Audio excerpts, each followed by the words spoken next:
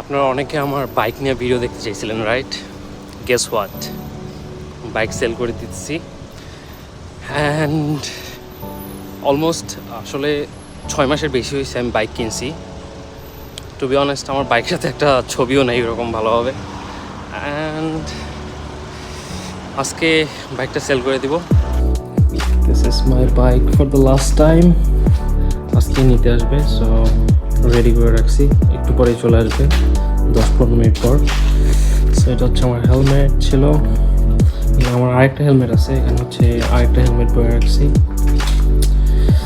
So last টাইমের জন্য start দিই।